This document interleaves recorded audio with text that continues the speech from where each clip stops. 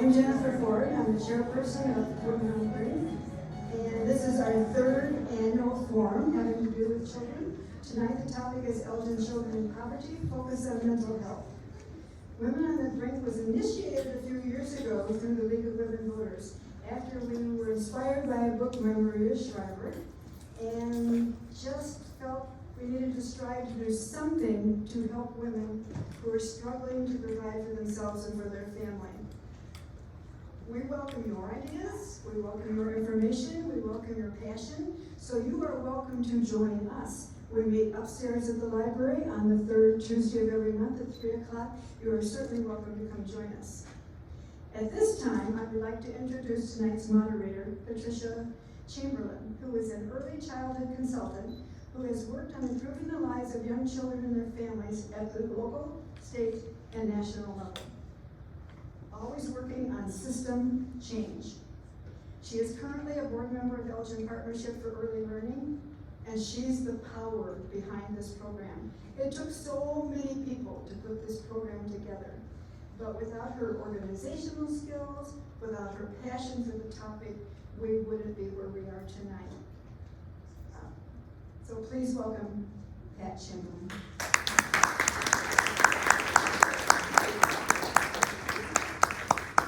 Thank you and welcome. Thank you, Jennifer. And welcome to our third event.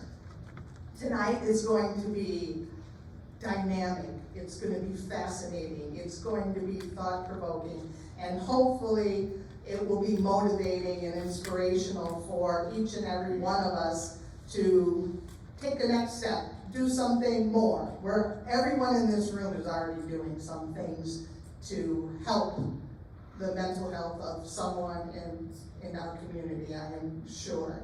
And today we're going to talk about going a little deeper and really focusing on young children in order to think about what that might look like and hone in on that population in particular.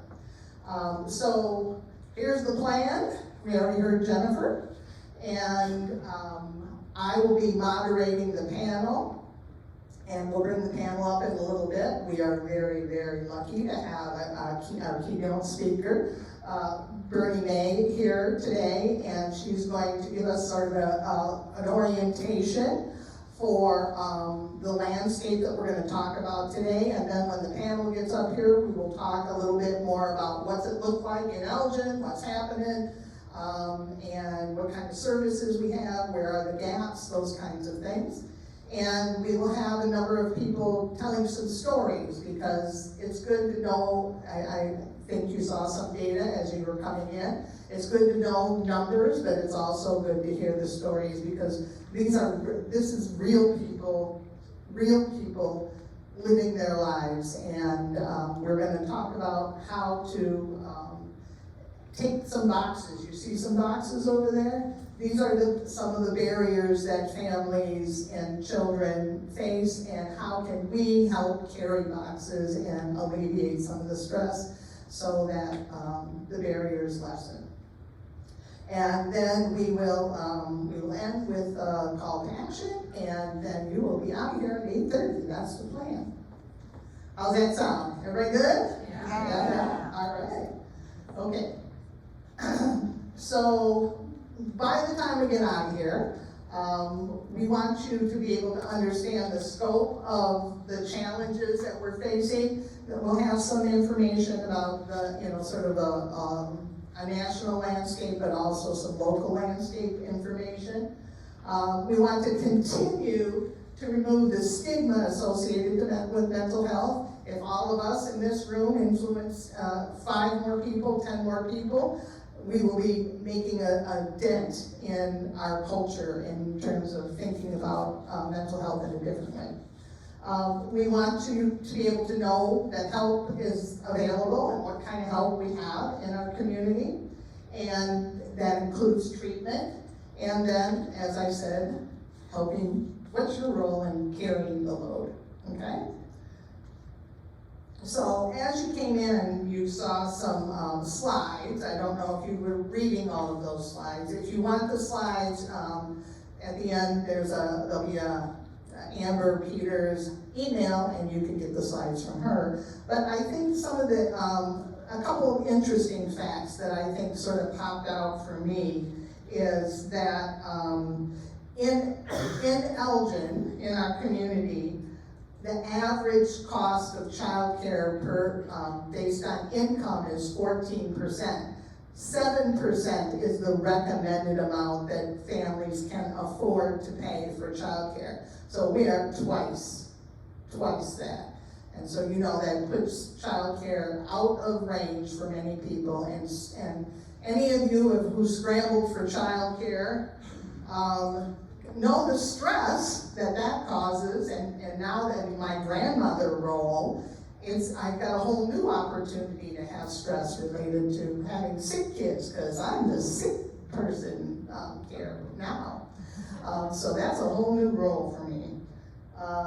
I think the Elgin Community Crisis Center has served 176 kids this year. That's a lot of children. That's a lot of children coming to the Crisis Center. We also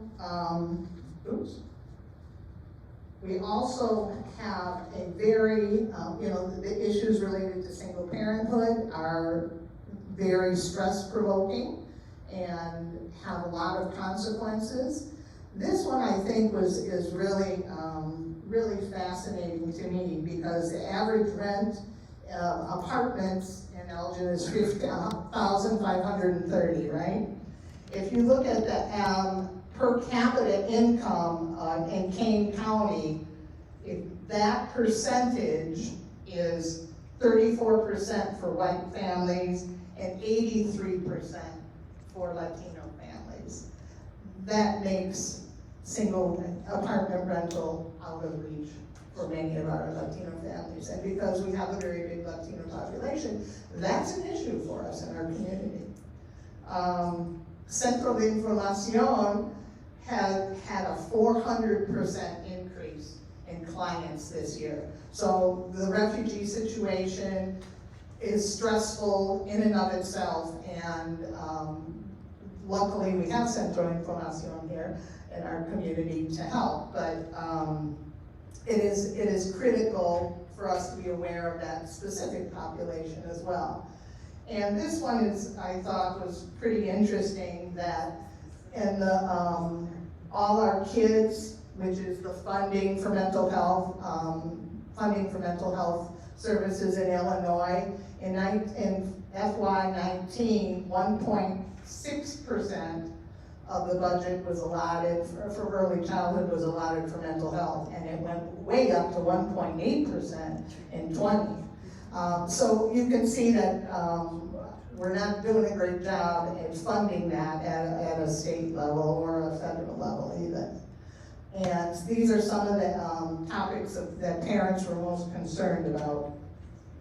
So I think the stats are important. The stats tell us some of the story, but there's a lot more to dig into tonight, and that's where we're going. And Bernie is going to start us off, setting the stage for that. So it is my great pleasure to introduce Bernadette May, who is the Executive Director for Family Service Association of the Greater Elgin area. I've got to read it to make sure I got it right. Where she oversees the daily operations of this nonprofit community mental health center that's been serving Elgin since, anybody know the number? 1931. Wow. Can you believe that? We are so good here. That is really impressive that we've been paying attention to that for that long. Bernie has a degree in psychology from University of North Dakota. She's a U of I, Champaign-Urbana girl, and has worked in the mental health field for 24 years. She is passionate about her subject, community-based mental health, and she will charge you up and make you passionate, even more passionate than you are this evening. So please welcome Bernie's talk on the state of children's mental health in our community.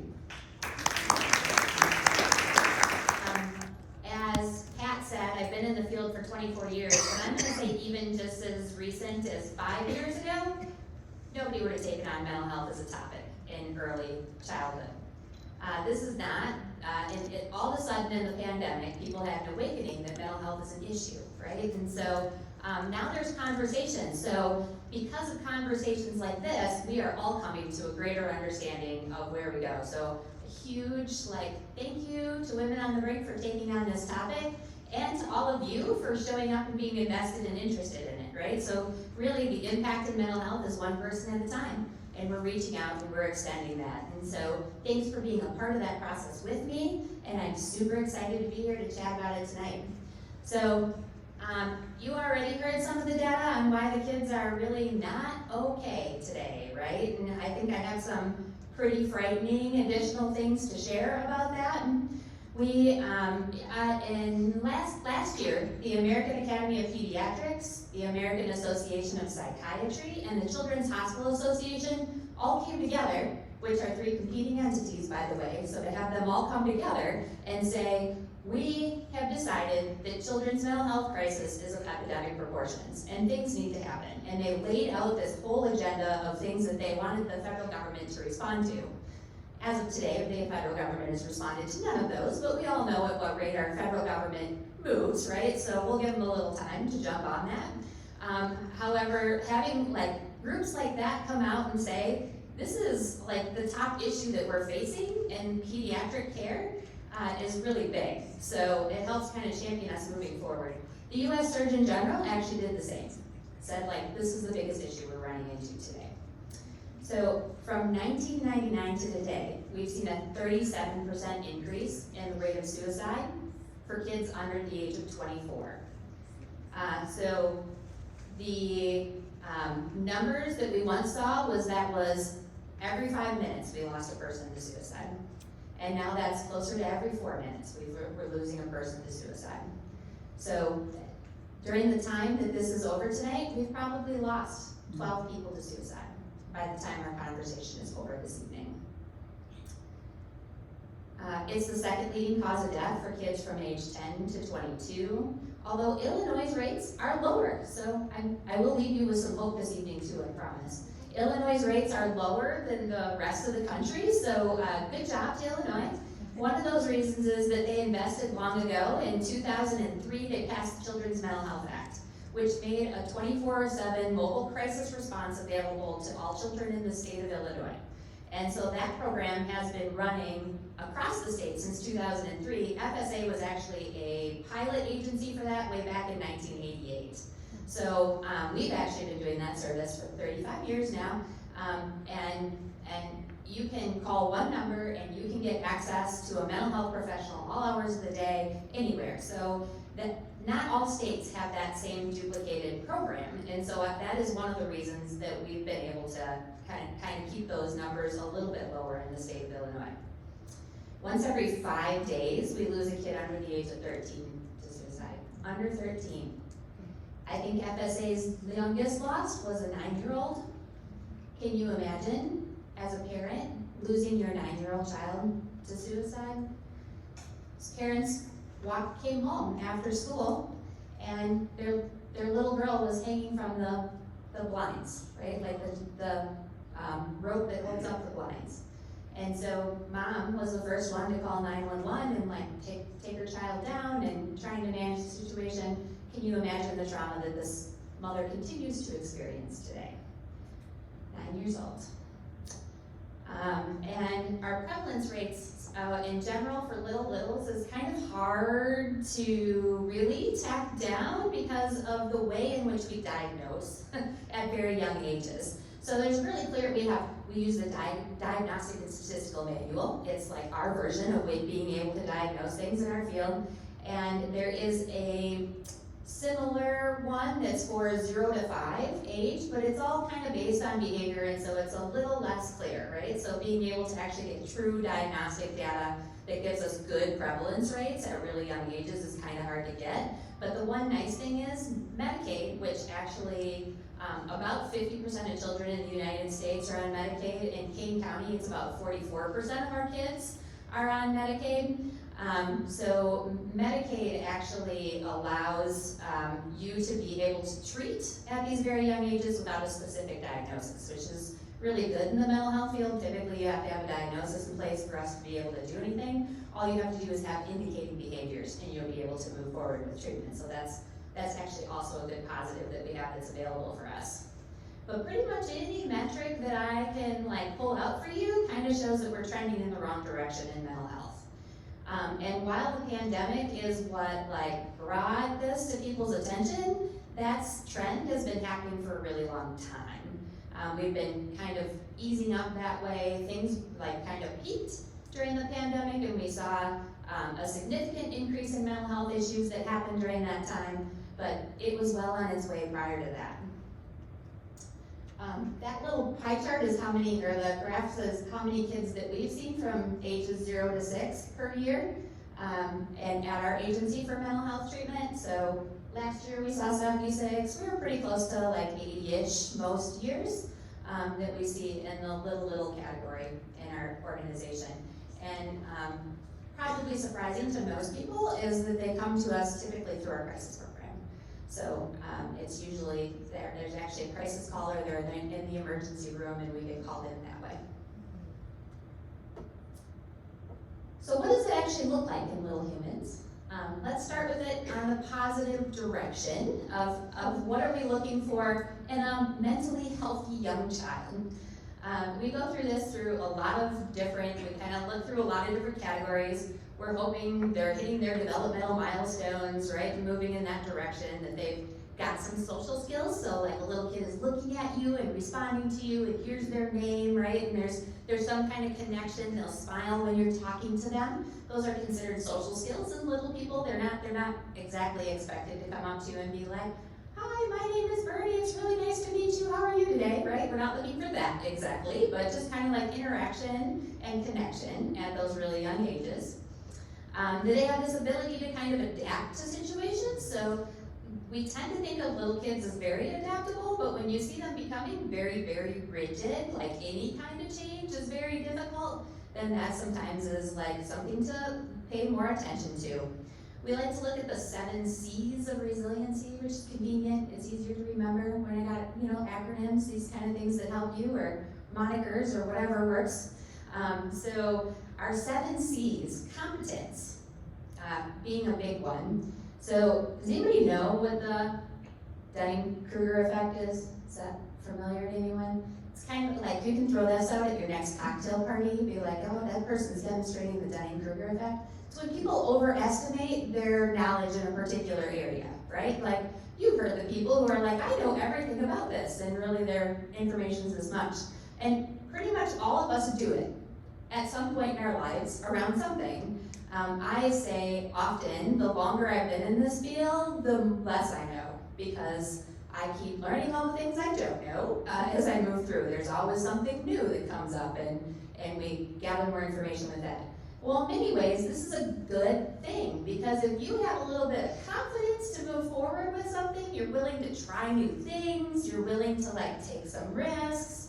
If we totally did not trust ourselves to do things, our anxiety would talk us out of doing anything new, right? So little humans, we need them to kind of overestimate their confidence in their ability and their knowledge to do things. So it's actually a good thing. So remember that term. It's a fun one for you to throw out there.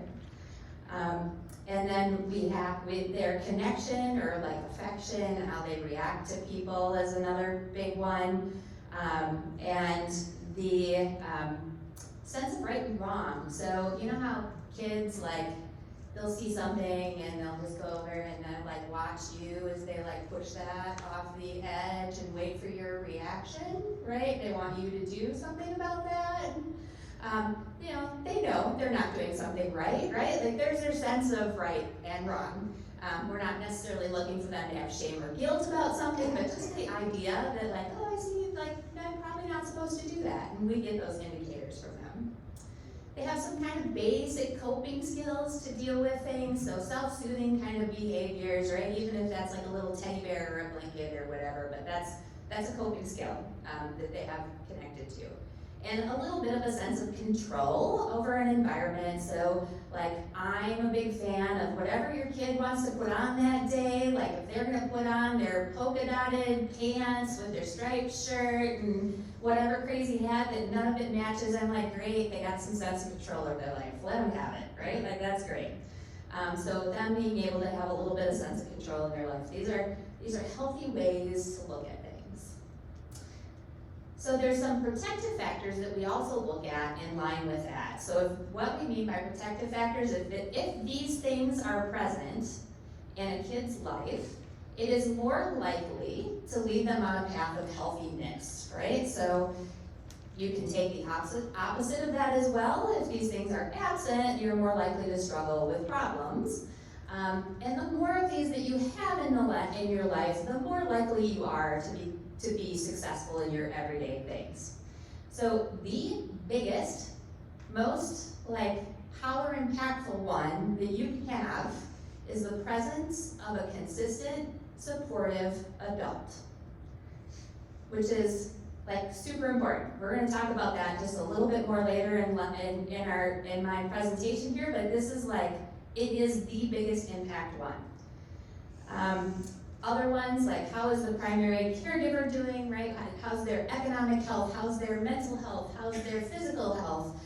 Do they have stable housing? So the primary caregiver's well-being is a big one that we can look at. Also their responsiveness, their ability to connect and respond to their child. The child's own perception of themselves, what do they think about themselves? You'll be shocked how many little humans we have come to us and they're like, I'm really bad, everything I do is bad. And it's so sad to me, right, when these little humans look at themselves and they're like, I'm just bad, nobody loves me. And so that's this really negative self-perception that exists, right? So that's a big one that we look at for kids. Most kids think everybody loves them, right? They're gonna come up and hug random strangers because they think they love them. Everybody loves them, which is what we want them to feel. Ability to kind of regulate their emotions. All kids are a little dysregulated, and that's cool, right? All of us are actually a little dysregulated, that's okay. But they have an ability with a reasonable amount of time to kind of come back into a regulated state. And connection to community, so whatever that community is, whether that's a culture that they're connected to, a faith that they're connected to, it's their neighborhood that they're connected to, whatever that connection is, if that is present, that's something that's a protective factor. Positive school environments and perception of safety. All right. And so these are just some things to look for, so I don't feel like I need to get into the nitty-gritty, but what's the important thing to kind of know about this is that these are behaviors, right? We're looking for behaviors, we're not looking for emotions necessarily. Some other ones that also come up, oftentimes kids express these things through not feeling well, headaches, stomach aches, things like that. You'll get that as well. But if you get the slides, you can grab these. And the symptoms have to cause some level of distress. And while that's our diagnostic criteria that we look at, right? My guess is if somebody's coming to a mental health professional, it's causing some level of distress. So we don't often usually have to think that hard about that one in our environment. But honestly, there ain't many people coming to us and being like, well, my kid does these things that seem kind of weird, but everybody's cool with it, right? So that's not usually how that's going. I usually come in and say that this is creating some distress in our environment. So in the same way that we looked at kind of protective factors, there's also compounding factors, right? Things that it can increase the likelihood that you're going to end up with mental health issues. Children who are discriminated against are almost twice as likely to experience a mental health condition. So the average prevalence rate for children in general for a mental health issue from 0 to 18 is 17.8%, and then moves all the way up to 28.9%. And 22% of kids living below 100% of poverty level have a mental health or developmental disability. So that's, again, compared to the 17.8%. And that sense of safety. So about a quarter of Hispanic adolescents and about a third of Black adolescents are exposed to deadly gun violence in comparison to only 5% of white adolescents. That perceived safety is a big, big gap. So here's the million-dollar question, why, right? Which is what I get asked all the time, and I sure wish I had all of the answers to the whys, we don't. But there's some speculation around it, and there's really good new data that's kind of coming out around development that's really interesting. So kids are hitting puberty sooner than they did before, and at the same time, brain development is happening slower, and there's this incredible information overload that our kids have today, and then we expect them to have coping skills to manage that at very young ages, right? So they're getting all of this information that's bombarding to them, and then they don't know how to integrate that into their sense of self. And they're living in this technology age that provides you this picture of perfection. And so you are trying to compare yourself to this picture of perfection that exists out in the world, and what are you going to do with that as a little human who hasn't necessarily built the coping skills to say, well, their life is not my life, that's probably not real, right? And they haven't figured the way to navigate all of that out. And they're hearing really negative things too, right? Because social media is filled with that, right, for all of us. And so how do they filter that out and figure out what do I integrate, what do I not integrate? And we have, kids are now constantly monitored. Think about they can't go out without being videotaped, without I find my iPhone, you always know where your kids are, but didn't we all learn through our mistakes? Didn't we all do things that were really dumb and that was a good thing, right? We learn from them. And so there's less and less tolerance and space for those kind of just mistakes to happen in kids' life. There's not a whole lot of free-range parenting, which is what I definitely feel like I grew up on, growing up on a farm. Literally, I think I could disappear for 12 hours a day, and then all of a sudden mom would be like, dinner, somebody didn't come home. Oh, can you go out and find them? Right? That's kind of how that conversation went. So not being able to get to that space today is it. And so sleep is also a struggle because of the technology. Kids are on their phones all night long. Buzzes in the middle of the night, they wake up, they're so not having enough sleep is really damaging to our mental health. There's a lot of great information to show that, and this is the loneliest generation of humans that we've had. They are the most connected, but the least connected. So we are dealing with lots of kids who do not feel like they have trusted adults in their life, do not feel like there's connections there. Some evidence-based and promising practices, this gets into the weeds, I'm not going to dig into that too much, but some really things that are important to think about is many times the best way to impact our littlest ones is to integrate into environments they're already in. Pediatric practices, schools, right? Those are good spots for us to be able to connect. It breaks from that stigma place because they're already at school and they're already at their pediatrician, and those are important places for us to connect. And so also in a mental health environment, we do a lot of play therapy, structural therapy. Puppets are a great way for kids to talk about emotions, because it's a lot easier for Johnny here to be able to talk about his bad day than it is for me to talk about my bad day, right? So kids kind of learn through that, so we use a lot of play to be able to do our work with kids. Family connections is also really, really important. And then prevention and intervention. So our we have parent cafes and parent universities around here that are really, really helpful as well. This is about us, but you probably have information in your folders already about us. So I'm just going to skip over that because I'm going to run out of time. This is a big one for me. What can you do about mental health, right? Where is that? So we talked about trusted adults. All those things down there are kind of characteristics of what a trusted adult is. They're genuine, they're empathic, they're available, they're patient, they're compassionate, right? All of these things that kids are looking for.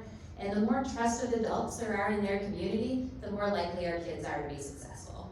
So kind of including them and having them in a part of your environments, even if you're somebody who does block parties, making sure that there's fun for the kids to be involved in part of that too, that they're a part of our everyday lives and having them included in the things that we have going on.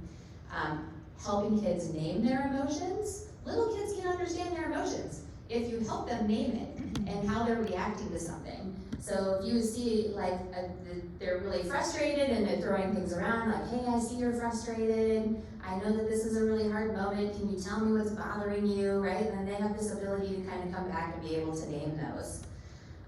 Being present during the good and the bad, help like making sure that they know you can be there at all of those moments.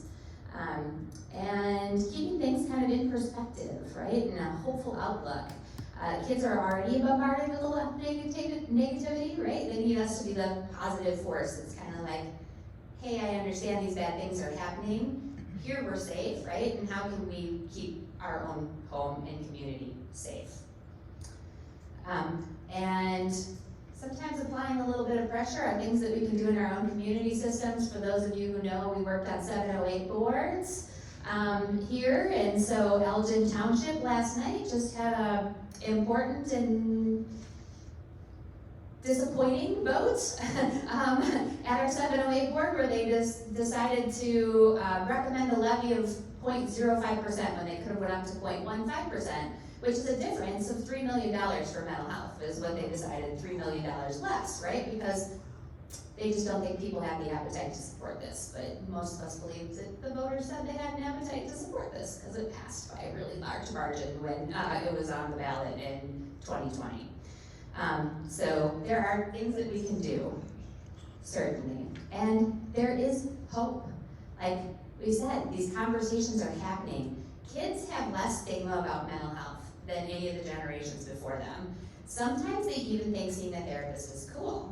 I still do a little private practice on the side, and I had a kid who sent me a message to the messenger, and she was like, I just wanted my friends to see that I do have a therapist and that you're real because they think it's cool. And then I'm like, all right. It took that for me to become cool. So at some point it happens. We have youth advocates who are like involved in it now. We have parent advocates who are involved in it. We have Kofi, who I think is talking later tonight, who are involved in it. Illinois, there's legislative interest. Illinois has appointed their first chief of children's behavioral health in the governor's office. So there's actually somebody like overseeing these systems and talking to not only mental health, but Illinois State Board of Education, the juvenile justice system, our child welfare system. All of these people are at the table and they're actually talking to each other, which is, I'm going to say a first since I've lived in Illinois, is that the state departments are actually having conversations together about how we can do things differently. So there is a push that's happening that we're seeing that there can be potential change moving forth. And really, conversations like this is what's really going to make the change, right? At a local community level is where we make the impact in interpersonal relationships, and that's really what mental health is about. It's about you and me and us having conversations and us taking care of each other, a sense of community, a sense of well-being. And so especially in our littles, right? And keeping in mind that we're talking about that, very different in an adult population, but here in our littles, that's a very important point in preventative-based care. That is it for me. All right, thank you all.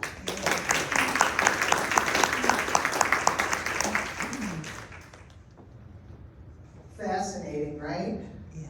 I could listen to her for hours and hours, so we may have to do part 2 or part 5 or, continue this conversation, which will be an invitation at the end of the night for you to continue having some conversations around this. But at this point, I would like to invite Diana Ortega-Edit up to the podium.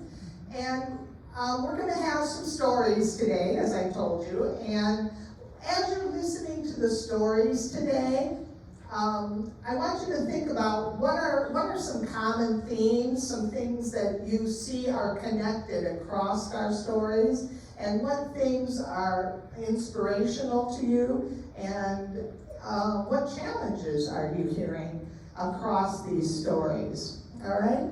And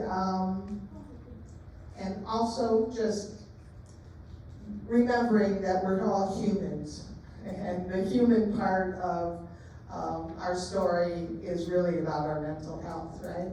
And so Deanna's going to share a story with us to start us off.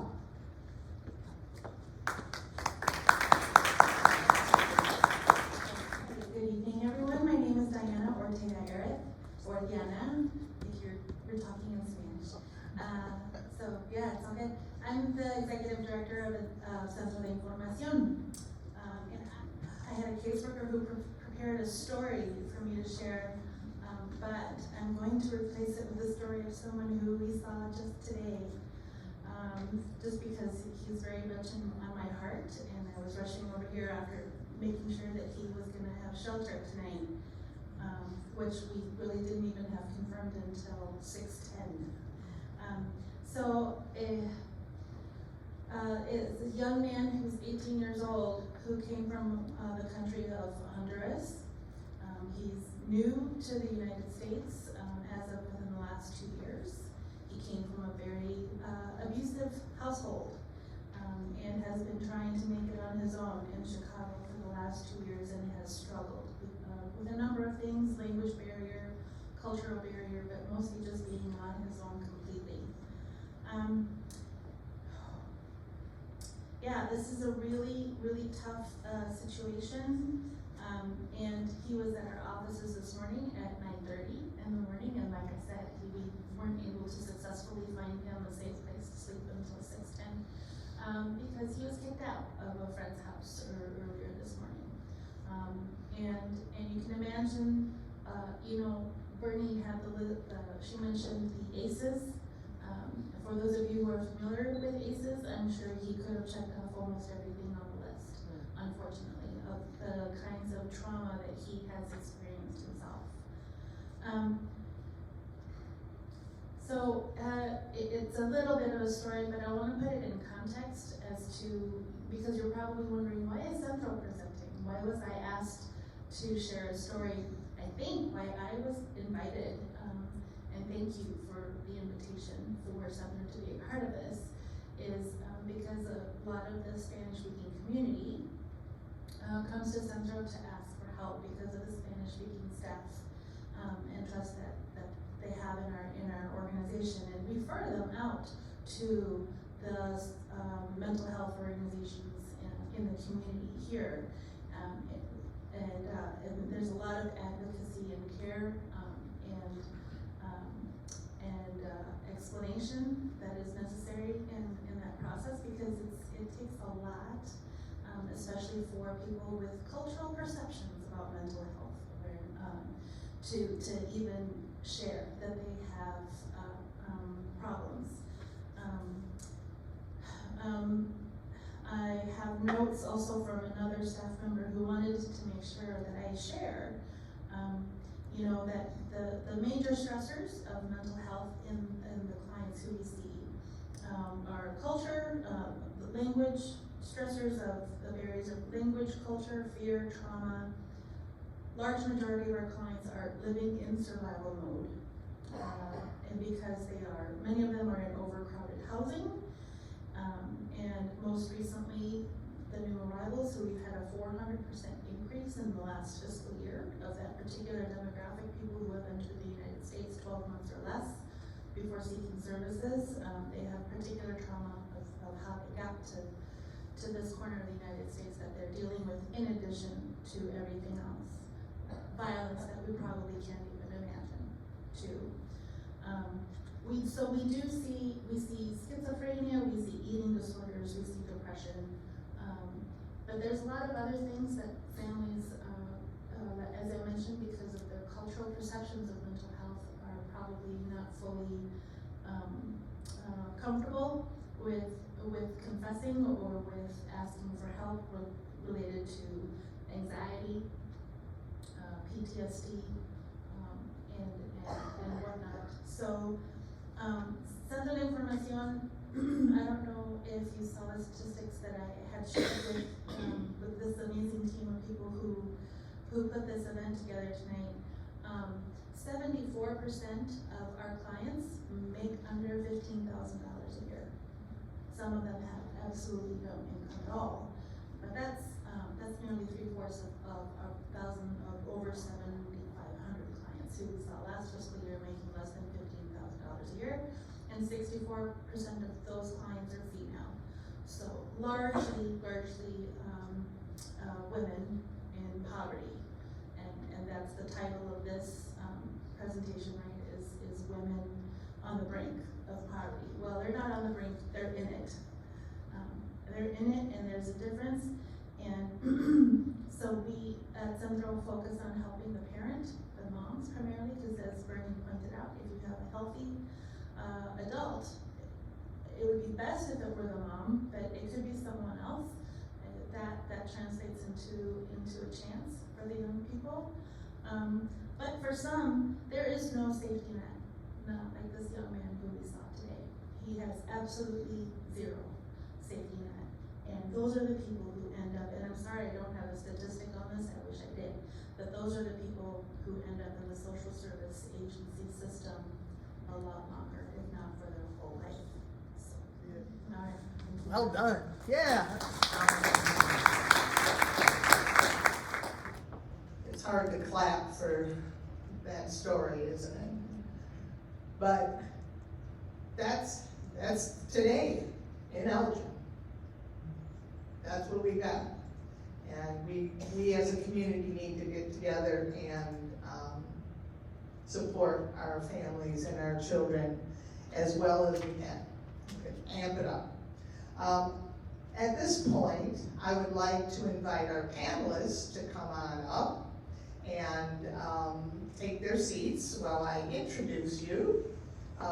We have the honor of having 5 amazing professionals who are working in this field every day. Martha Martinez is a social service liaison for the Neil Gordon Public Library. Susan Razik is a mental health consultant for early childhood at the Kane County Health Department. Chris Ewald is the therapy supervisor at Ecker Center for Behavioral Health. Amber Peters is the executive director for Elgin Partnership for Early Learning. And Heather Corrins is the program director for the fellowship housing. And all of them are going to have a different perspective, but hopefully in a perspective that will give you different facets of what's going on in Elgin. And so we're gonna start out with a question, an easy question. I'm lying.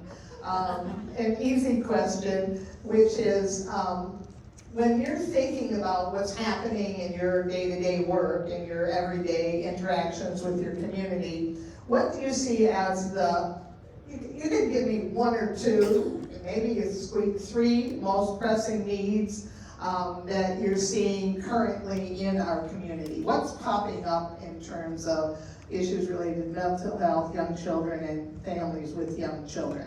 And we're gonna start it off with Heather. I think my initial reaction is just affordable housing. Over the past year, we've seen. I think so. Can you hear? Okay. There we go. All right. I think my initial reaction is just affordable housing. Over the past year, we've seen a huge increase in housing costs and I think just costs in general, right? We've seen increases in gas and food, and so just affordability to live has been a big challenge. Amber? Okay, all right, okay, so thank you for having me tonight, I really appreciate it. So I think people have already kind of spoke to it that, we work with the birth to 5 population to be ready for school and life, and what we really see is what the conversation, part of the conversation is tonight, that if families aren't ready, children aren't ready, right? So these families and these moms, especially like Diana was talking about, that she serves so many, they're so buried in these boxes, right? You've got all these things, these little boxes on the side that it's more than people can carry on their own. And so if they're buried in that, then, and you're thinking about when are your lights gonna be turned off, or where you're gonna get a meal or whatever, then we know that our children are not okay also.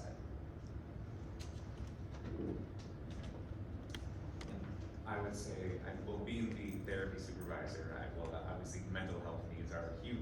I mean, at the Actor Center, we work with children, all populations, age 4+, and, you know, we work with quite a few children who have pretty severe mental health issues. Maybe they're depressed, maybe they have anxiety, but then even the issues that the parents are going through kind of trickle down to the parents, you know, or to the children. You know, maybe there's stress at home, there might be violence, there might be other issues, and so having that lack of security in the home leads to all sorts of other issues with the kids. Susan?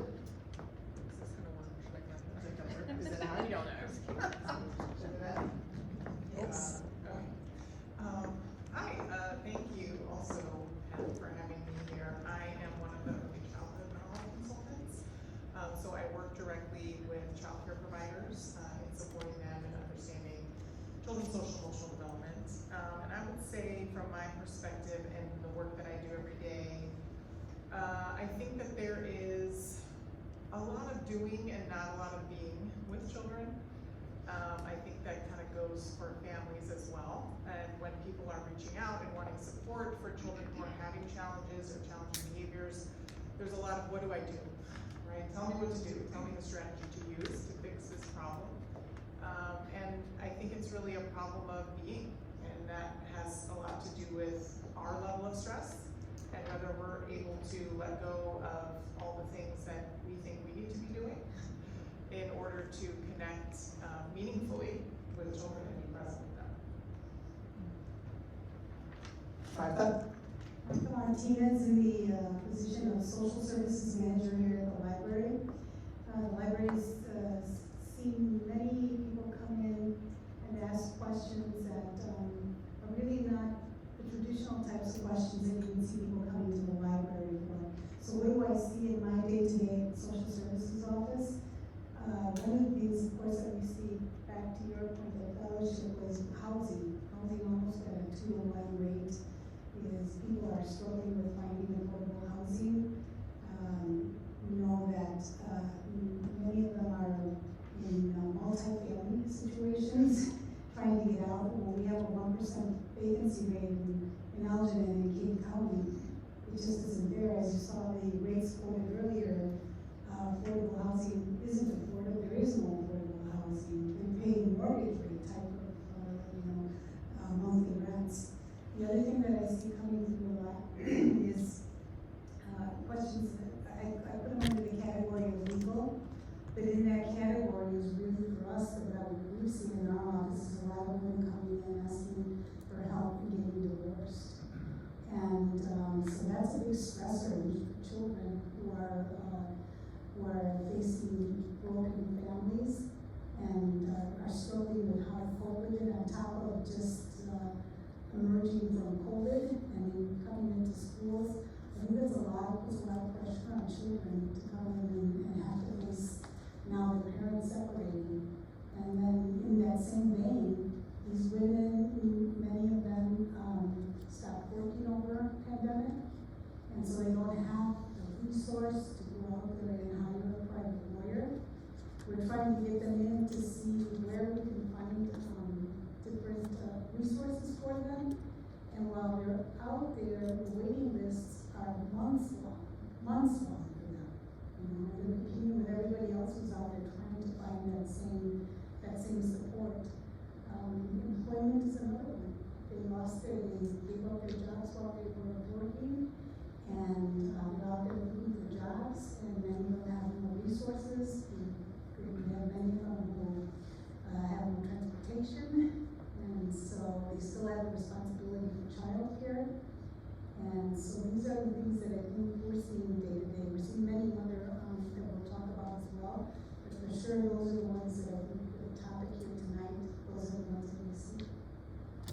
It's interesting that you bring up the transportation issue because I don't know if any of you were at ECC recently. The Latino Policy Forum did a study on Latinos in the suburbs, and one of the biggest issues and barriers facing the Latino community in the suburbs has to do with transportation, because in Chicago, there's a lot of public transportation, but if you're going from Aurora to Elgin, or you're going up to Waukegan, or if you're going, you know, trying to get around is very, very, very difficult. And I wasn't aware, I knew the problem in Elgin, but I wasn't aware that this was a widespread issue. So that transportation is huge. I'm glad you brought that up, Martha. So these are some of the things that we are seeing every day. Let's see, what are we doing? What kinds of resources do we have in our community right now to address those? And I'd like to start with Chris. Particularly, of course, those of you who know me in early childhood, I'm a play person, and it's all about play. I think it's really interesting some of the work that Chris is doing and his colleagues around play therapy. But tell us some things that your agency is doing that in terms of treatment and services that you provide, including play therapy, because that's my favorite. Yeah, absolutely. And so, of course, at the Elgin Center, we do a lot. And we have the therapy program, the case management program, and various other services as well to hopefully help families access resources that might be available to them, or help them, you know, reach out or kind of coordinate other services when it comes to that. For the therapy program, we have an amazing team of therapists. We have one who is specifically trained in play therapy, but we have a pretty great play therapy space that's available for all of the therapists to use as well. And so when it comes to working with younger clients, and of course therapy doesn't look like it might with an adult. You know, we're not sitting down, lie down on the couch, talk about your feelings. Whereas with a younger child, you know, a lot of what is done is more expressive, and whether it's through art, whether it's through play, whether it's through using the sand tray to help the kids, I guess, resolve or work through or communicate maybe some of that emotional turmoil that's going on with them. And so through that side of things, through doing play therapy, it hopefully helps them become more attuned to their own emotions. It can hopefully help them learn some new skills to manage those things, while also helping work with the parents who maybe they need some extra support in discipline, in parenting, in communication, in connection, attachment. And so we are hopefully able to work with children, work with families to build that resiliency or teach them those skills that they might need. It's really interesting that in my work with teachers even, not all people are equally comfy playing, are they? Right? Some people, when you say play with the child, they're gonna get out the flashcards, and that's what they call playing. As opposed to, you know, I'm gonna get the feather boa out, and we're gonna do nails, and I'm going, you know, we're going to the spa, and having, you know, we have 5 hours worth of spa play, right? I'm setting my granddaughter up, I'm sure, on this one, but, so the idea of supporting parents to help children play seems easy, and it is not, is it, Chris? Well, yeah, absolutely. I mean, of course, each family is in their own particular position. They each have their own strengths, their own struggles. And then again, given all of the other issues, the struggles that parents might be dealing with, like maybe they're not in the best place. Maybe even me, you know, like coming home at the end of the day, I'm tired. And I have a hopefully reasonably, you know, decent job compared to what some of our clients might be having. And so, you know, just by helping those parents, those families find those moments where they can be together and work on those relationships, it's valuable. It's huge, it's huge. Amber, you want to talk a little bit about what EPPL services are? Yeah, so EPPL stands for Elgin Partnership for Early Learning, and there's a lot of people that think we're a preschool program. We're not. So we really work on system changes, and the way we work on system changes is to hear parent voice, because we don't want to try to change something, just like I was talking about the transportation. We don't want to try to work on a struggle or a challenge that doesn't really need to be fixed, right? Some parents don't think different things need to be fixed. So one of the ways we do is to reel them in with different early childhood initiatives in the community.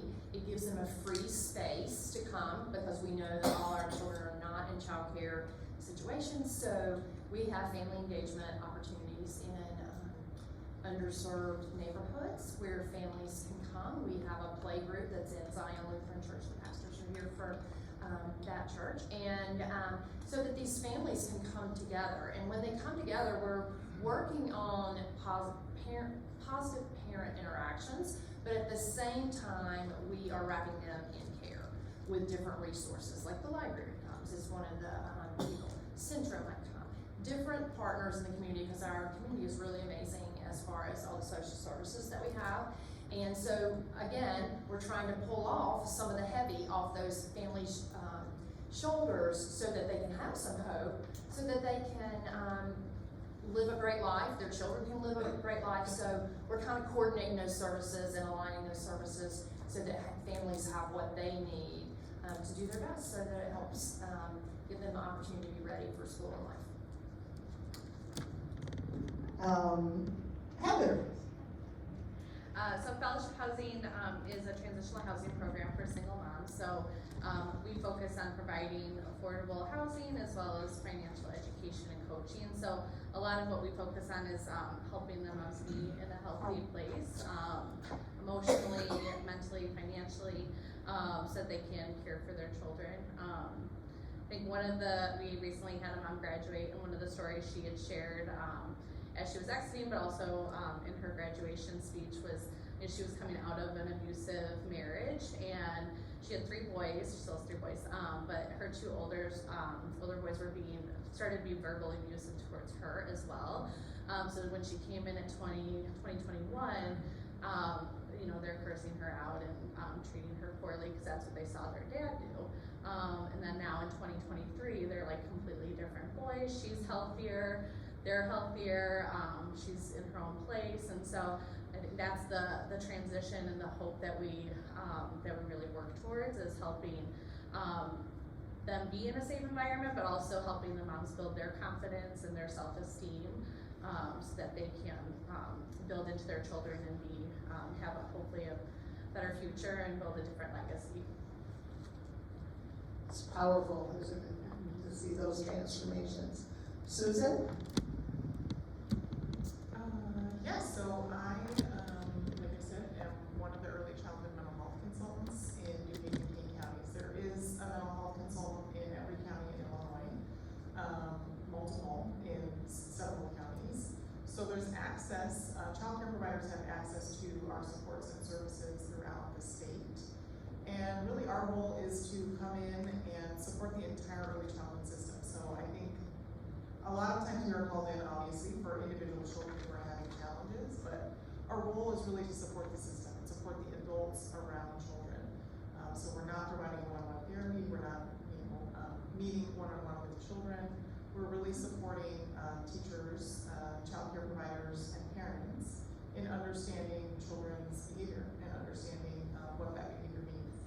And so, again, the entire state, there's an access to mental health consultants, and we also provide professional development for teachers around topics like social emotional skill building, understanding trauma, understanding brain development. So really getting adults around children to understand the social emotional skill building that needs to happen, which definitely starts with supporting adults in their own regulation, so they can help kids to regulate. So that's what. Can you tell us a little bit more about that? That's very interesting that we are supporting the adults to support the children. Yeah. And I think this is a really, it's a powerful tool in the toolbox. A little bit more what kinds of things you do to support the adults? Yeah, I mean, I think it's helpful to also just think about mental health consultation sort of as a service and how it evolved. It's something that started in Georgetown and Washington, D.C., and now there are several states that have early childhood mental health consultation systems. Illinois is one of the oldest systems that exists. Michigan is also a very old system. So there's several sort of Midwest states that have mental health consultation systems around childcare. And the systems were created because mental health consultation works. I mean, the data behind mental health consultation is pretty amazing. I mean, children are suspended and expelled less from early childhood environments. The adults around children feel less stress when there's mental health consultation happening. There's a lot of conversation around equity. The research and money for mental health consultation really came out of the idea that particularly boys of color are being dismissed from early learning environments at astronomical rates compared to white children. So we have a lot of support also around diversity and equity in supporting adults in understanding those issues and understanding the implicit bias they might have in a classroom. So, and as we know, I mean, all of us in this room understand that the impact in early childhood is such a greater return on investment, right? So we're focusing, mental health consultation focuses on children birth to 5, so we're really in the youngest years. And yeah, we really, our lens is the attachment theory lens. So we're going at this in terms of supporting the relationship between adults and children.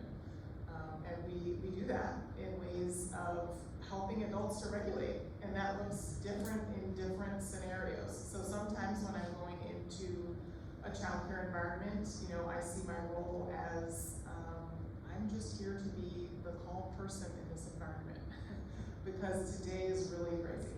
So that's my role today, right? I'm probably not gonna get much further than that, just based on what's going on in that system, right? And you can imagine how busy a childcare environment is, and there's lots of challenges within the early childhood system that we could talk about all night. So sometimes that's my role, is just to show up and be regulated myself and be the calm person in this place to hopefully help other people regulate. And other times that looks like, you know, we're talking about ways that this attachment and this relationship is impactful for children, that parent or educator is in a space where they can get that information and they can utilize it, right? But I'm really, as a mental health consultant, I'm really kind of reading where is this person, right? What do they have access to? And lots of folks have mentioned that we're all working with people who are in survival mode sometimes. And someone who's in survival mode can't learn a new skill. It's just not where they are. So I have to be, then my role turns into how do I get them to a more regulated place where maybe they can learn a new skill, right? And sometimes that takes time. Sometimes that takes months to get to a space where I might support that adult in learning a new skill to help their child, right? There's no expectation that that's gonna happen every time. And I think sometimes that's what's wrong with what people might expect out of someone supporting an early childhood system. It's like, you're gonna come in today and tell me what to do, right? Because this kid is so difficult. And it's really about building relationships, and they just take time. I think it's a very different approach than some of, you know, that we see across the system. And it is very, very powerful, and the research behind it is really robust. And so we're very lucky to have Susan in our county, and to have that support for our early childhood systems. And we're talking birth through 5, not just preschool kids, right? That does not include kindergarten, though. Once you get into kindergarten, then we get into a different system. Okay, thank you so much, Susan. Marta, you want to talk a little bit about the services that you certainly shared what people are needing. How is the library being an agent for folks? Again, we see a wide variety of requests coming in. You know, we do anything from helping people apply for their state benefits, activating their leave cards, things like that. That you wouldn't believe that many people don't have phones. I mean, we assume everybody has a phone nowadays, but not so. So we also help them apply for federally funded phones that are available. People come in with forms that they need filled. And these are not just Spanish speakers, it's English speakers. Some people are very challenged by a form. They see a form and they freeze. And so we do that. When people get mailings and they don't understand what it is that they're seeing, we can go, review that with them. We also help them with requests for guidance on what programs are out there to educate them in new skills and learning. English as a second language is another one that comes up frequently. So we do a variety of referrals out to existing organizations in the community. We're not trying to reinvent anything here at try to leverage what the community already offers. A little bit of everything. Amber? Yeah. You wanna jump in on Yeah. that? Yeah, you're dying. I know. Yeah, that was one thing that, I was thinking about, I was thinking about each of the people on the panel and some of the people in the room. One of the things that Apple does is we work on raising awareness about the importance of early childhood, and then access to get children enrolled in programs, but also families enrolled. And so when I'm thinking about each of these panelists, we use them all in different ways, but we all refer to them, because we want to make sure that the whole family is cared for, not just the child, because we know if we're working towards readiness for school or for life, if we haven't done these other pieces, you're not going to read your kid at night, right? That's the furthest thing from your mind. So all of these partners are people that we refer to, and they also refer to us. Just like Diana was talking about at Centra today, I got that same email where we're trying to find, everybody's trying to put their heads together to say, what can we do, and what else, we don't want to redo the services that other people have. We want to call on our expert organizations that are in the community that are already doing that hard work. It's just us kind of being like the air traffic controller of saying, go here, go here, go here. I know this person, call them, putting them in touch. So I think, for us to have a healthy system, it takes everybody. Nobody can do it alone, and that's the reason we're so appreciative for all the services that are in this community. Do you want to tell a story of a case where, what kinds of services were you connected folks to? Yeah. You do the car seat one? Yeah. I know. I was trying to. There's a lot. There's a lot. There's a whole lot of stories. When a family calls, we have an 844 kid info line. So sometimes a family will call, or sometimes we will meet them out in the community, because we really work hard on meeting families where they are. We have laundromat programs, and then, like I said, we have neighborhood programs where we're going into low-income areas to serve families. And so we also work mobile food pantries. So we might even be at like a mobile food pantry, and then I might walk by, or I have a community and family engagement person that speaks Spanish, and we may say, do you have any young children that live in your home? And they'll say yes. Well, I know they're there for the food, right? That's the thing that got them there. But then you can ask like one question, and then they start with this whole list of things that they have, right? So then we're trying to, we're using, Kane County has something called IRIS, which is the Integrated Referral Intake System. So all these community partners are on this system. So what we have to do is we get their information, and then we go into it, and it's private, nobody can see it. But then I can send referrals to all these people. I might say, this mom's needing housing, and this mom needs childcare because she's trying to get a job. We have a lot of people that call and say, I need to start work tomorrow. But they need childcare assistance funding, which takes several weeks to get. They need, they need this list. So we're just going through the list. But you can tell from the parents' voice or working with them, you can just feel the hope. You're pulling off, you're like, you know what, I'm gonna call that person for you right now. And when you start lifting off those different boxes of them, all of a sudden, they're like, yeah, I can do this. This woman said she's gonna call me back.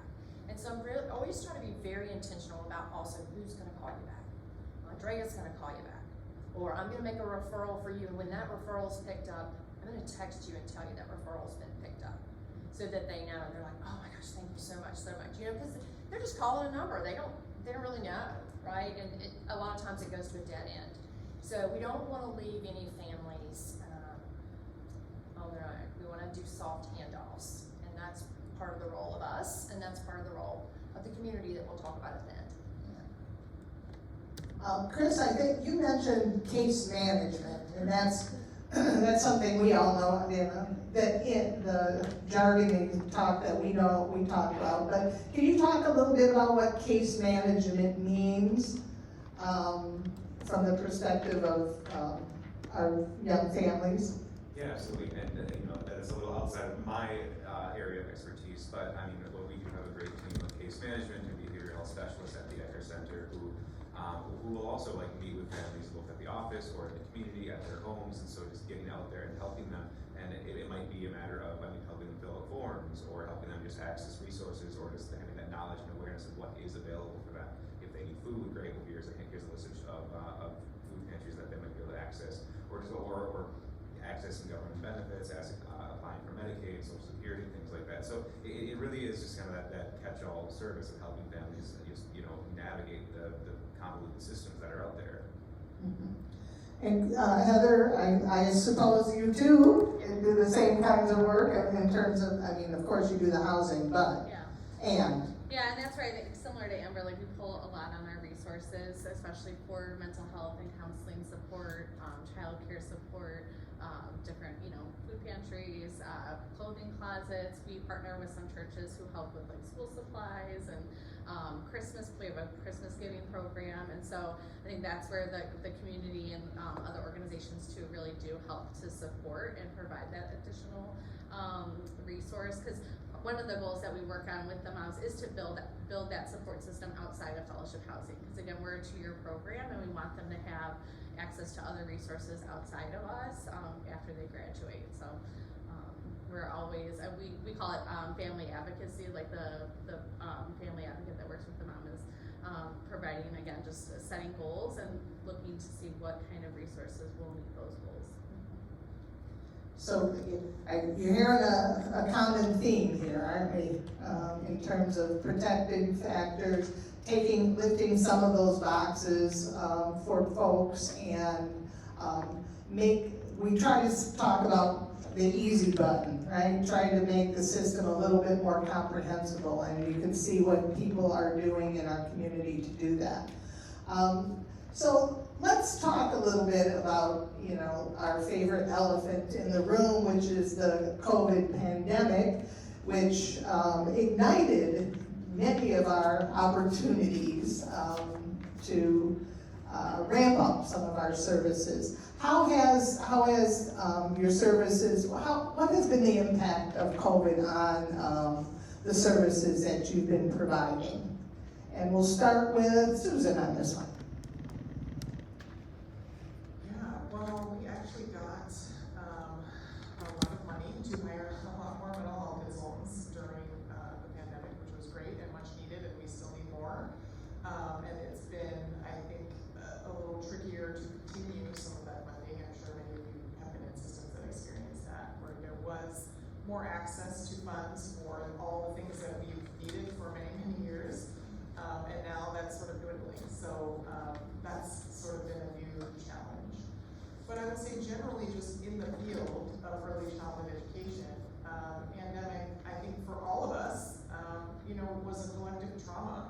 And so knowing the impacts of trauma on the brain and the ways in which that impacts relationships, it has been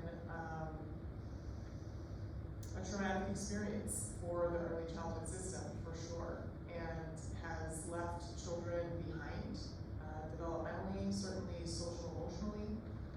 There is research that now points to that children are social-emotionally behind, particularly children under the age of 5.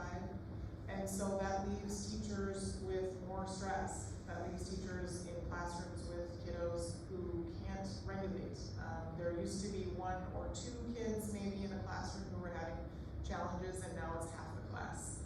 And that's true in pretty much any childcare environment that I'm in. I will tell you the same thing. I've got 4 classrooms with half the class with kids who are behind.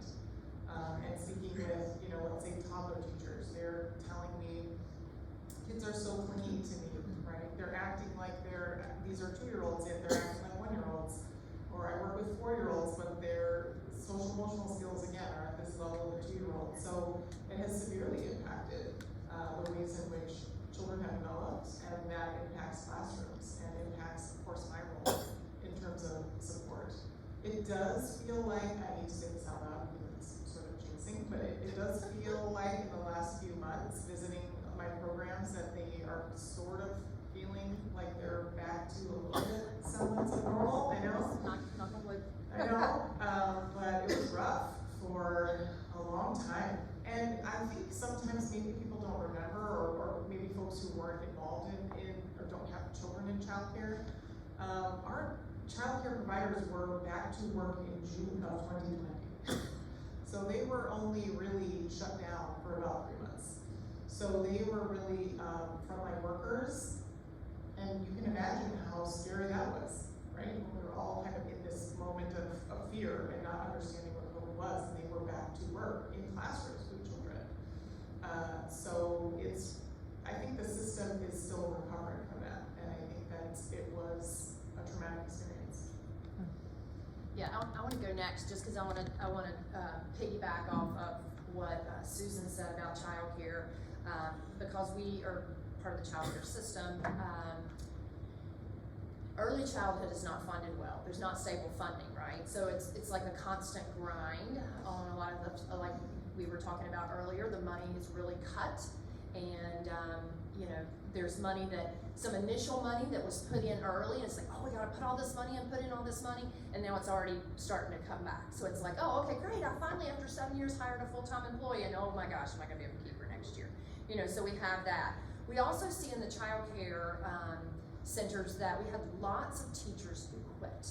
And like Susan said, there were several childcare centers, especially here in Elgin, that stayed open the entire time because there's so many frontline workers that live in this community. So they never could shut down. Our childcare workers are making, on the high end, about $18 an hour. So, you know, a lot of them are making like $12 to $15 an hour. So when we're talking about poverty, we're also talking about them. You know, when you're talking about families who qualify for free lunch at the school district, if they're a single parent and they have 2 or 3 kids, they also get their children get free lunch. I mean, that's not okay, right?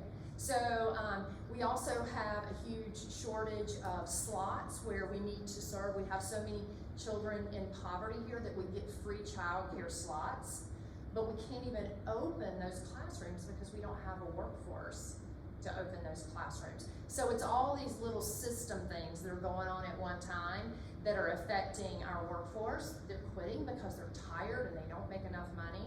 And then they have more challenging children, which is harder to deal with. They have parents that are stressed. So it's like all this toxics coming in at one time. So it's really kind of a conundrum. And so like you said, we're all trying to unpack it, right? Trying to take the boxes off. So how can we unpack a family's life, but also how can we unpack the system so that we can having some little wins, you know, you gotta keep your eye on them little wins. So hopefully we can get to the big ones. I was on a call today from the Illinois State Board of Education, and they were looking at, you know, funding for next year, fiscal 25, and talking about what they call deserts, where there aren't services for early childhood children, and how they're going to prioritize that and give priority points for it. And the number of deserts in the state of Illinois is appalling. It is appalling. And yet, the number of teachers, despite some really fabulously innovative programs to support teacher workforce development that have been effective, still don't even come close to filling those slots. So, you know, we're talking about this cultural shift that the system change that we're trying to make, that it elevates the role of the keepers of young children, right? The caretakers of young children, including parents, including the role of parents, including the role of child care workers, including the role of early childhood teachers. And it is, while we've made a little bit of a progress in terms of mental health, we haven't made a whole lot of progress along those lines, unfortunately, although the pandemic has certainly opened many eyes for people who had to stay at home and be their kids' teachers, right? And I also would say it's really affecting the grandparents. We have a lot of grandparents that are raising their grandchildren because the children cannot, you know, their children cannot afford care for their children, right? So that they can go to work. So it's a lot, so many levels that have to be unpacked. It's not gonna be fixed tomorrow. I also just wanted to add to that too, that I think, many of us know that, you know, differently and looks very differently and is subsidized very differently. But also to point out that because of that, because culturally where we live, our early childhood system is based on a business model. So the ratios that exist in early childhood classrooms is based on a business model, right? It's not based on what's best for children. And if you ask any early childhood educator, about what would help them in the classroom, it's more adults. Yes. I am here with 8 3-year-olds, and I'm supposed to help all of them regulate as one person, right? I mean, you can only, early childhood educators are amazing people, and they do that actually very well. But when you think about it, it's really unfair, and it really doesn't make sense in terms of, again, seeing this system more as a business.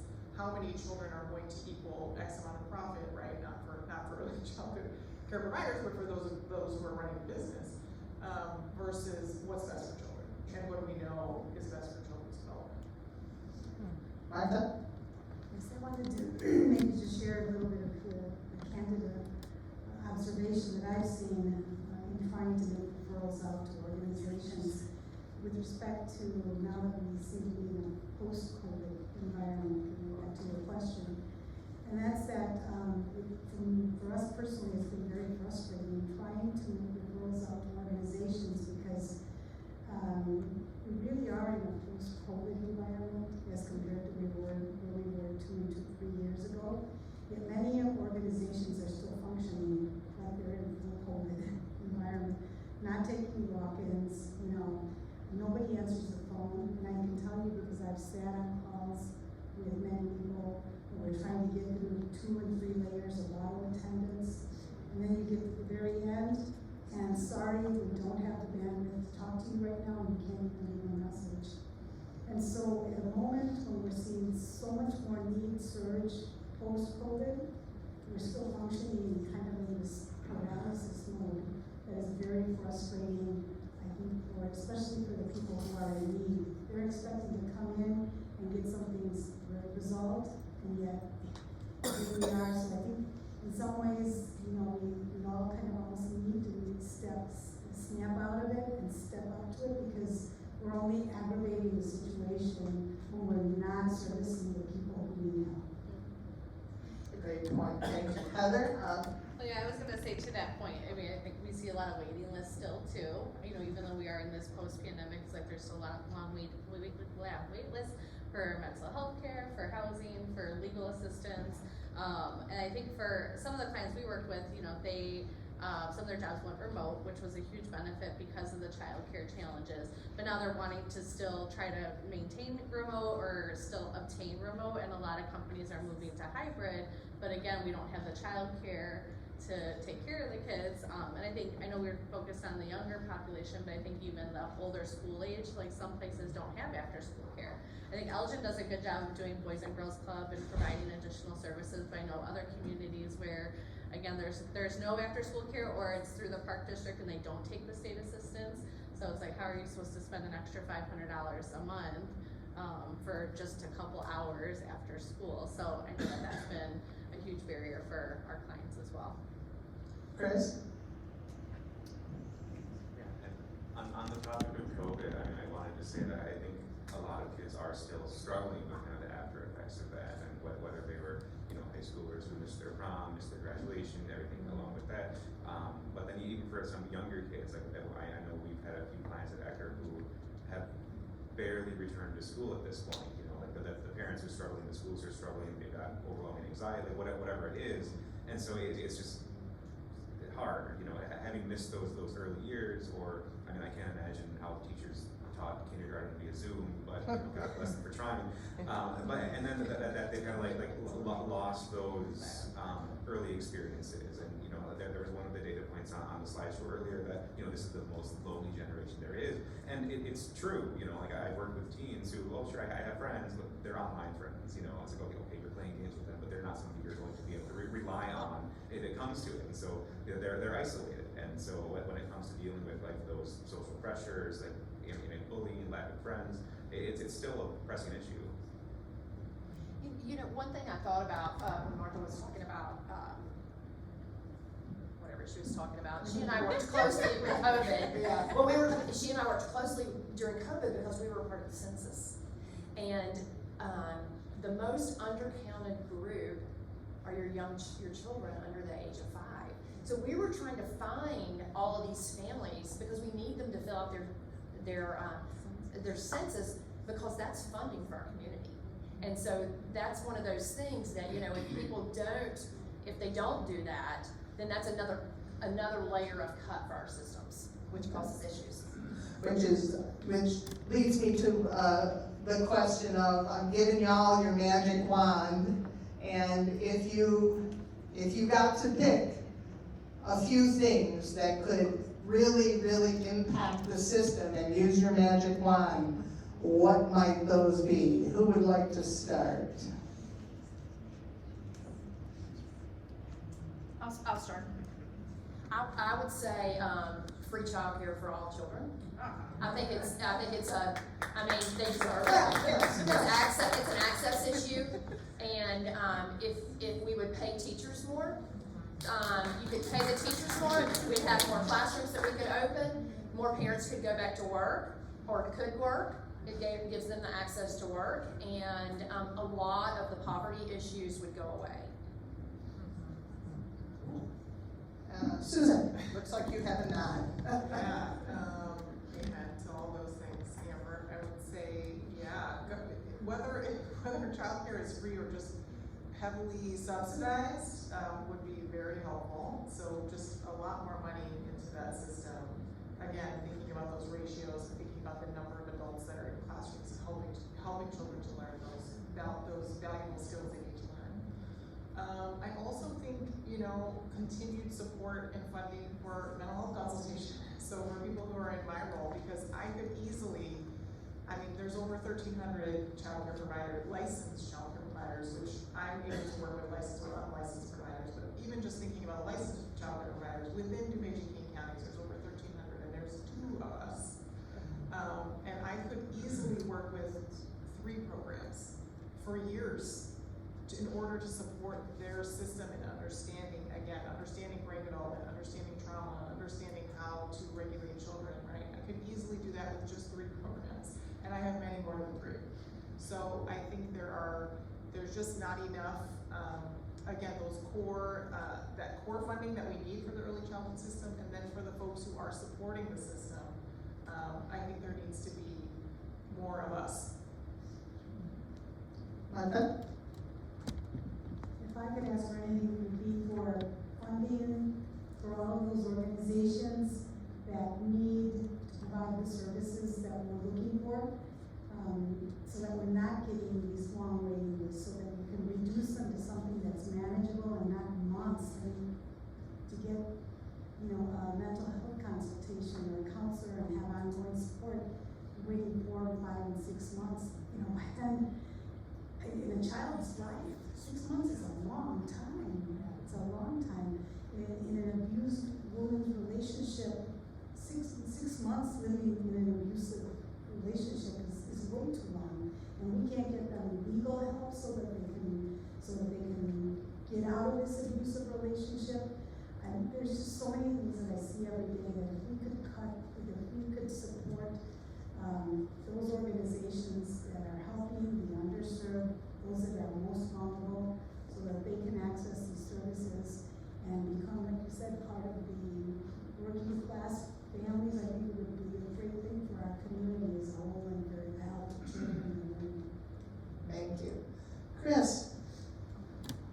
Oh, sorry. I feel like not to repeat what everybody else is saying, but I think so much of it does come down to funding and resources and things like that. Of course, with COVID, there were additional grants and programs and funding sources that have since dried up, and there's just not enough. If we had more staff, even at the Elgin Center, the wait list for therapy is ridiculous. I wish it were in a better place. We're making strides to kind of bring it back down, but it's not great, and that's just because of the sheer number of referrals that we receive, for adults, children, for everybody. And so, definitely, if there were more resources available, if there were more funding, that would go a long way in helping, improve many of these things. I will say here's one. I will say there's one positive thing that our community just received about 200 free preschool slots in the last month. So that's exciting because they were able to get children off the wait list for the school district and open some additional classrooms. So that's Yeah, thank you for the hope. Okay, Heather, what's your dream? I go back to housing and just affordability, low-income housing. I feel like Section 8 in Illinois is a joke, and you know, I work with single moms, and as much as we do over the course of the 2 years, if they're looking at a $2,000 rental a month, it feels like just not even doable. So when we partner with Habitat a lot, but I mean, even that process can take a few years, and so just affordable housing. Yeah. So, these are a few of the things that we dream about, and thinking about some of the roles you have within that context. Before we wrap up, I would like to invite Kate McCormick and her team up to give us one more set of stories here before we think about what we're going to commit to. And I want to thank our panel, give our panel a round of applause for coming and doing the work that you do every single day. It makes our community so much better, and we are very, very, very appreciative of your efforts. And Kate works at the King County Health Department, and she works with a group of parents and for Kofi, right? And she'll talk to you a little bit about what that is, and they're going to share some stories, a couple anecdotes around their stories. We'll leave it at that. I'm Kate McCormick, and I'm from the King County Health Department, but I work on a grant-funded initiative called the King County System of Care, so you might see our logo and stuff. We also refer to it as the Children's Mental Health Grant, so all the same thing. But one of our grant deliverables originally was trying to lift parent voice in the system of care. We don't provide direct services, so we work with all the different agencies. We have an implementation team that meets monthly to talk about the different ways that services are being provided in the community, and again, looking at these systems issues. So FSA has representatives there, and Ecker Center, and schools, as well as the AOK network, which many of our early childhood providers are involved in. But we have been really lucky that we connected really early on with Kofi, which is Community Organizing and Family Issues, and they have helped organize a parent council and done tons of parent leadership work with us. So we have two parent leaders who do many, many things in the community and wear many hats, but who are here today going to talk about some of their, the question they were asked to talk about specifically today was their experiences accessing help in the community. And I will be interpreting, so forgive me, my other bilingual people in the audience that don't always do this, but this is where we just worked out today. So hopefully I will do my best to do them justice and have patience with the interpretation. It slows down the storytelling a little bit. But I will first introduce Carmen Rodriguez, who has been lived in Elgin for many years and is a leader in many different places. She's vice-presidente or presidente de the president of the U46 Bilingual Parents Organization. She also works for the Chicago Workers Collaborative. She's a Girl Scout troop leader. And is just a real fierce advocate. Carmen and I connected originally during the pandemic when we were providing Spanish language tech support as our poor Spanish speakers were trying to sign themselves up for vaccines, and we were trying to translate forms and find places to send folks for their vaccines during the pandemic. So I have, as I said, I've always had a huge place in my heart for Carmen, and she's got many stories, and so I'm looking forward to hear what she will share with us today. So this one. So hi, my name is Carmen. Good evening. Today I'm representing my community. And the challenge we have for this reason, I will speak Spanish because it's real. This is a more difficult challenge. Thank you, Kate, for the translate. So, right now I speak Spanish, right? So, mi nombre es Carmen, soy mamá de 3 niños.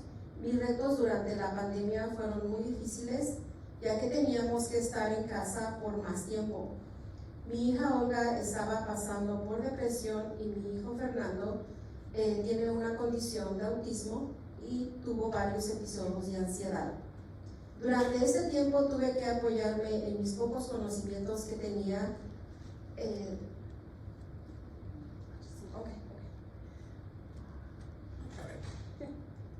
Okay, so my name is Carmen Rodriguez, you got that. I'm a mom of 3 children. During the pandemic, I really had a lot of challenges begin that were very difficult because we had to be at home so much and we were at home for more time than we'd ever been. And my daughter Olga started to experience symptoms of depression, and my son Fernando has the condition of autism, and he had several episodes of anxiety during this time. And so I had to take what little I knew about mental health and begin to try to help them. Sin embargo, tuve apoyo de las trabajadoras sociales de las escuelas de mis hijos por línea, ya que estábamos durante la pandemia. Esto realmente me ayudó mucho en estos momentos. Ahora los retos más grandes, ya que hay una espera de meses para recibir apoyo en salud emocional, y más aún si solo hablamos español. Ahora mi apoyo más fuerte que tengo es buscar ayuda en las escuelas de mis hijos, y he recibido apoyo con las trabajadoras sociales y maestros también. El participar en talleres sobre la salud mental, mi hijo, estoy muy emocionada, mi hijo intentó suicidarse hace 2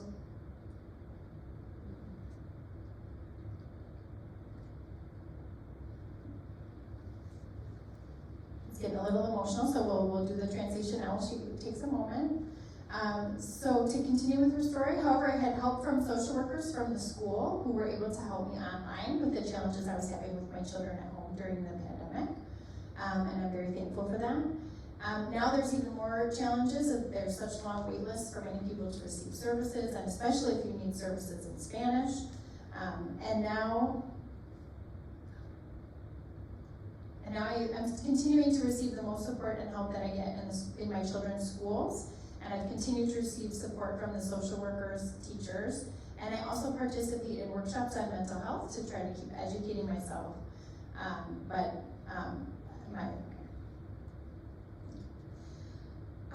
Para mí es muy difícil hablar de esto, ya que mi hijo intentó suicidarse hace 2 meses. Fue muy difícil para mí, sin embargo, pude ayudar a mi hijo rápidamente, ya que tengo más conocimientos sobre salud emocional, y pude poder llevarlo con alguien que nos apoyara. Ya que estoy certificada en los primeros auxilios emocionales para jóvenes, esto me ha ayudado mucho.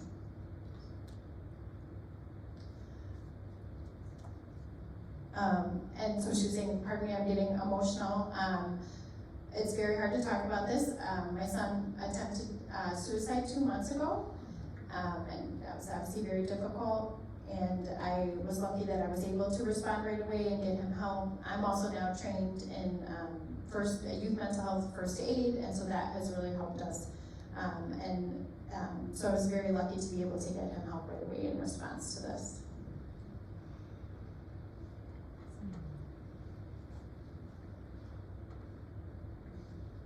Thank you so much, Carmen. So that was the end of Carmen's testimony. So again, our parent leaders had been asked to share about how they had received help related to mental health for themselves or their families. So thank you, Carmen, for sharing that. And then also I'm going to introduce Erica, who replaced our other parent at our other different parent leader who was going to come, and Erica stepped in last minute. So thank you so much, Erica. And we will go ahead and have you tell the story that you wanted to share. Buenas noches, mi nombre es Erika Rivera. Yo tengo 3 hijos.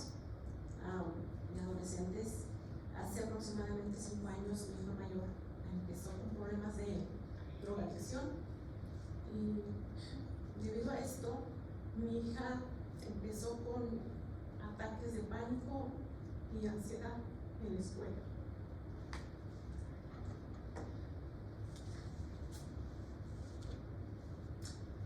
My name is Erica, and I have 3 kids, and I'm going to talk about my story. My issues began when my son, about 5 years ago, began to have issues with drug addiction, and that caused my daughter to begin to have panic attacks at school and experience anxiety. Ella me pidió a mí que por favor la llevara a terapia porque ella no podía sola con los problemas de su hermano. Entonces yo empecé a buscar dónde llevarla porque ella empezó a bajar sus grados en la escuela y le encontramos terapia a ella precisamente yo creo como 1 mes o 2 meses antes de que empezara la pandemia, empecé yo a buscarla. Ya cuando empezó la pandemia, sus terapias eran en línea. Ella las tomaba 1 vez por semana individual y 2 veces por semana, cada 2 semanas las tomaba en grupo con jóvenes que estaban pasando por algo similar a lo que ella estaba padeciendo. So my daughter, who was experiencing the panic attacks and anxiety, she herself actually asked me to find therapy for her. She said, "Mom, I just can't keep doing this by myself." And so I began to look for help for her, and her grades were also dropping, so I could see she needed help. And we ended up being able to find therapy just before the pandemic happened.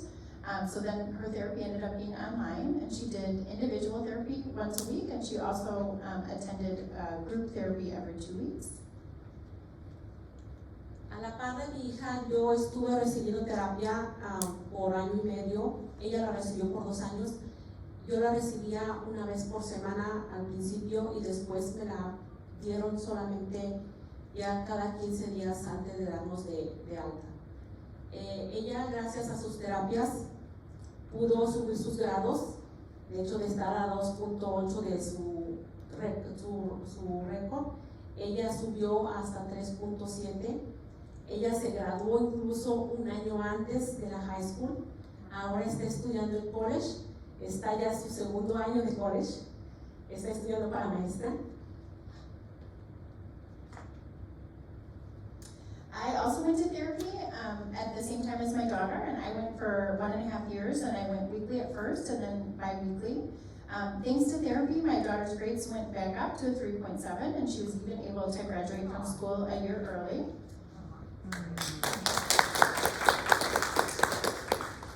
And now she is in college and she's studying to be a teacher.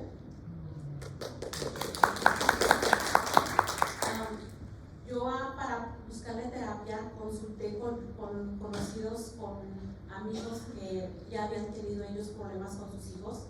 Una amiga que había tenido problemas de suicidio, o intento de suicidio de un hijo de ella, me habló acerca de Family Service Association y ella me llevó ahí y ellos fueron los que ayudaron a mi hija. De hecho, como fue antes de pandemia, la espera para que ella recibiera la terapia no fue larga, fueron 3 semanas para que ella estuviera empezando sus terapias.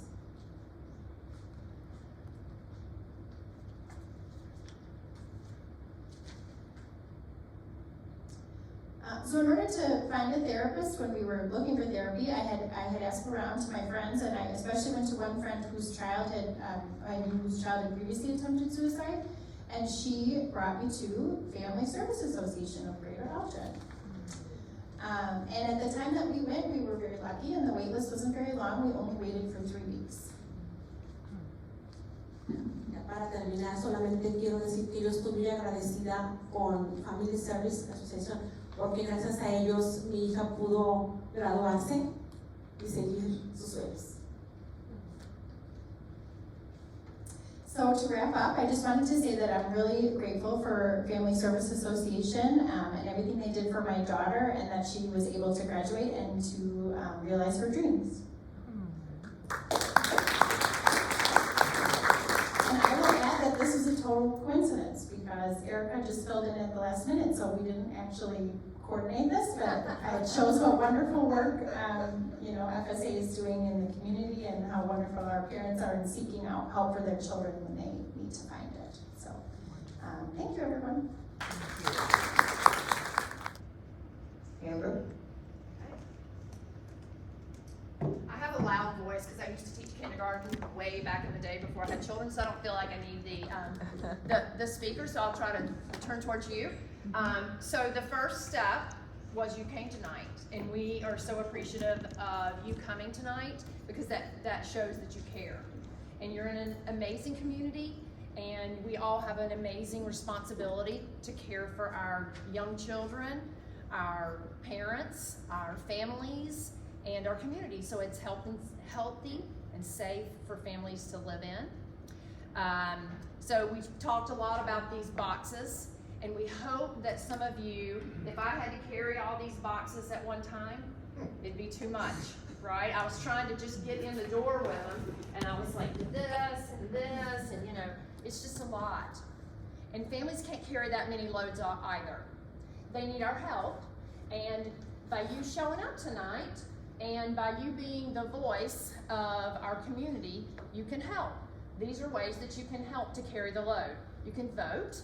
You can help Bernie talked a little bit about the mental health, the 708 board. We were all really disappointed that vote went the way it did because we know that children and families deserve more. You can volunteer your time. You can donate funds to some of the organizations in the community that are really helping lift for families. There you go. So we hope that you will join Women on the Brink for a brainstorming session because your voice matters. Please be the hands and the feet to go out and talk to your neighbors and your people in your church and other people you don't have to tell it exactly right. It's kind of like the old game of telephone we used to play at Thanksgiving. You know, you tell something, you might not get it exactly right, that's okay.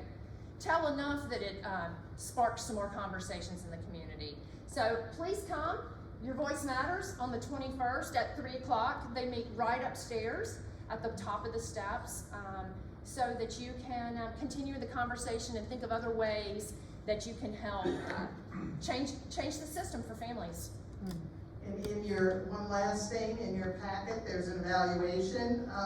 If you would be kind enough to fill that out, your thoughts help us think about what more you're interested in doing. And I want to again thank Erika and Carmen for sharing their stories and inspiring us to do better and to continue to make our community a marvelous, marvelous place for all of our children and families to grow.